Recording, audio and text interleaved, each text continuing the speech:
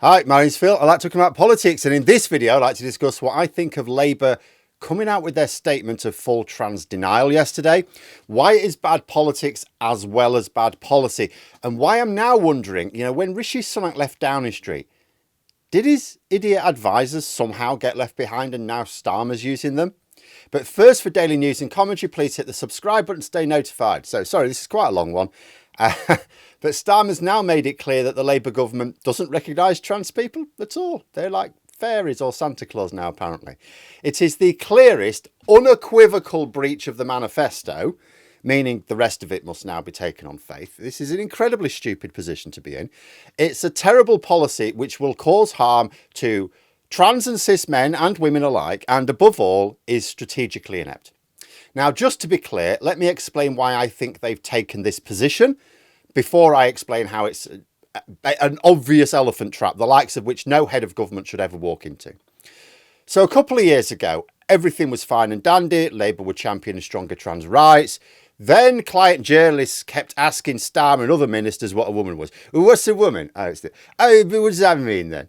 And they spent the entire interview pretending they couldn't understand the answer, sucked the room needed to discuss real policy. Starmer got visibly irritated about it all. Then, after the Uxbridge by-election loss, Labour panicked, decided to be a little bit more equivocal on the issue.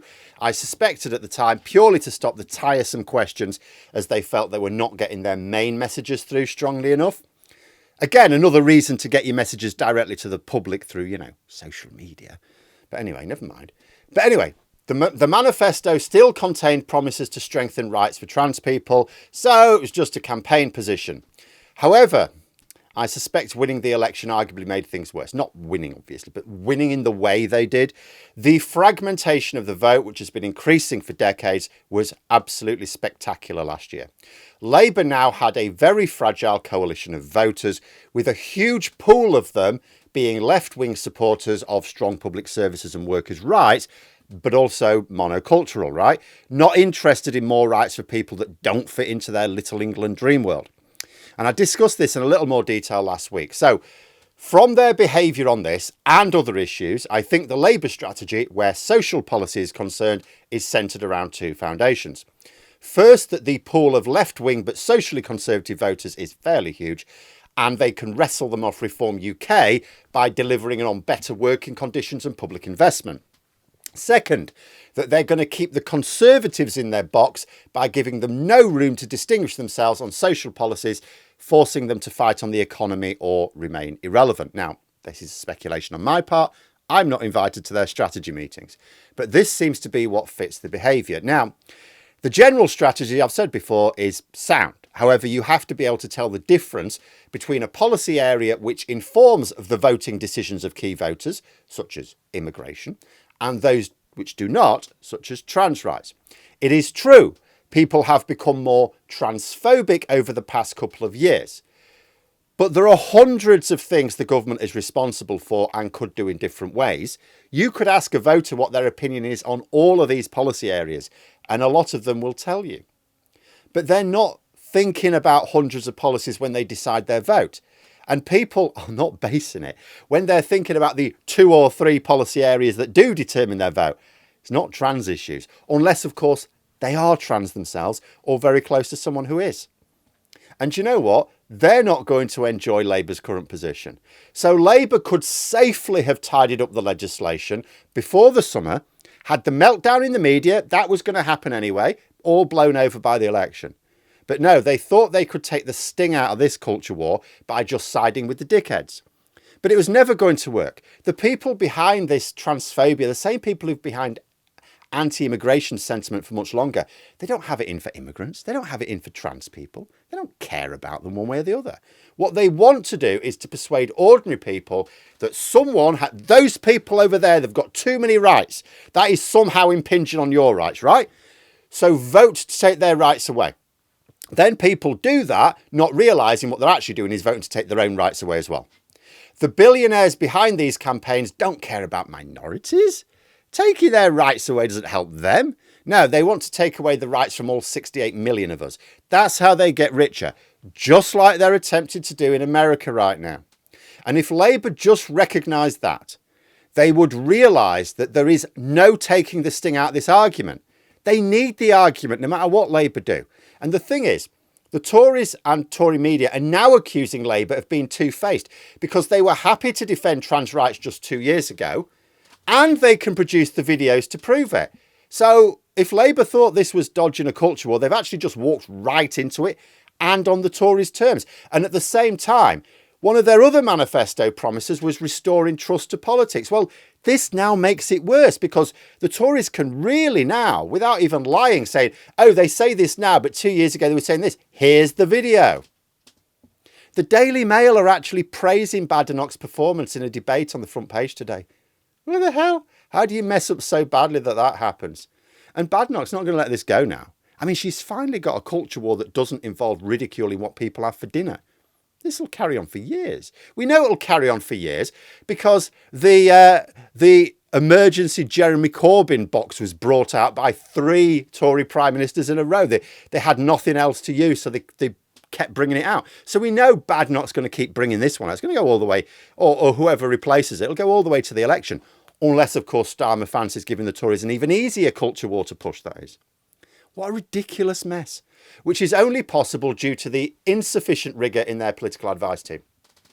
When the government first formed, I said my big fear was groupthink, stopping them from challenging their own weaknesses. Too many people from broadly the same background with roughly the same way of thinking, all one of them says a thing, the rest just nod along instead of going, hang on a minute, that's not right.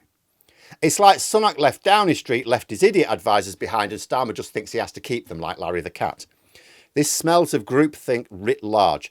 Someone has thought it's a good strategy to not let the Tories gain any traction on social issues in order to force them to fight on economic policies where they will definitely lose. And yeah, that's absolutely a good strategy. But the individual tactics can still let the overall strategy down if you're not critical enough of them. I said of Rishi Sunak, what he needed was, instead of a load of posh, privately educated airheads surrounding him, he needed 4 objectionable and extremely opinionated Yorkshire folk. See, if there's a flaw in any plan, our need to be right about everything will sniff it out. I now suggest the same advice for Starmer. His team lack the capacity or the will to subject their ideas to rigorous criticism. Maybe when they're having these meetings, someone is thinking that's a stupid idea, but I don't want to say anything because this is a good job. You know, doesn't matter what the reason is. No one's piping up. Otherwise, they would not be making so many howlers. Nothing has improved since last autumn. They are still making an arse of their communications. They're still pursuing stupid policies which gain them nothing but pose a major risk. One of the big risks of this one now is that they're going to put themselves on a collision course with the European Court of Human Rights. What happens then? Did they learn nothing over the way they were outplayed on Gaza issues? Only this is worse, because they now risk giving Badenoch the upper hand when Starmer had her firmly boxed in. I'm recording this video before PMQs. I'm going to guess at PMQs Badenoch pushes this very heavily. And she's going to continue to. That's my little prediction there. You know, Starmer had her. That was it. She was completely boxed in, running down the clock until the Tories inevitably told her to go away. So essentially, as a result, I've cancelled my Labour membership. Now, I'll best explain why. It's not what people think. It's, oh, this is too much for him. In the end, it's too much for him. Now, it's because this is just... It's not because it's a bad policy too far. There's loads of those. I've been clear for years. I'm pragmatic. I get where most people are. They're not where I am in politics. I get that good politics requires bad policy at times. Sometimes, a lot of times. Sometimes, if you've got the political capital to spend, you can afford bad politics in return for good policy. But this is bad politics when Labour have very little capital left to spare for bad policy. But even if, you know, that's not enough for me to go, oh, membership gone, because that would just be silly, right? Because then I've lost whatever little voice I had. But membership comes with certain constraints. For example, I have to be careful what I say around, say, tactical voting. Last year, I obviously talked a lot about tactical voting, but I never said, oh, in this place you should vote Lib Dem, and in this place you should vote Green or anything. I just talked about the concept, provided links to stopthetories.vote, left people to it. When I did give examples, they were ones where Labour were the tactical vote, so I was being sneaky, you see. So I complied with my responsibilities as a party member. But Labour have had a bit of a shitty attitude about that as well. They complain about tactical voting, yet support a system which demands tactical voting. If they want to stick with first past the post, they need to recognise that tactical voting won them quite a few seats last year. And if they aren't comfortable with tactical voting, then change it to a representative system. So the combination of bad politics for bad policy, constant exasperation about Labour comms, and a feeling I have to be a little bit too cute about promoting certain voting habits whilst respecting the terms of my membership just made me think, do you know what? I have a bigger voice outside the Labour Party than inside it. I'm not getting any gains by being a member. I am having to observe constraints which could be awkward if Labour insist on forcing me to have to keep pushing tactical voting hard because they're making missteps like this. It's not a protest cancellation. I'm not taking my ball home. I'll still be voting in ways. My voting behaviour and my general attitude will be exactly the same as if I was still a member. I will still be voting in ways which maximise the chances of a Labour government, which is what I'd still want. I will still hope, I don't ever tell people how to vote, but I will still hope that others will vote in a way which minimises the risk of Tory or Reform elections, which often, but not always, amounts to the same thing. And it won't change anything about the way I present stuff on the channel, other than in the future, I may explicitly say, oh yeah, do you know what, in Town Next you should vote Lib Dem. The only reason I even mention it is because I have made clear in the past that I'm a Labour member, because I don't like to hide my political affiliations. So should probably make it clear that they've now changed, even though my party political attitude hasn't. In other words, basically what I'm saying is, if I wasn't doing this channel, I wouldn't have cancelled my membership.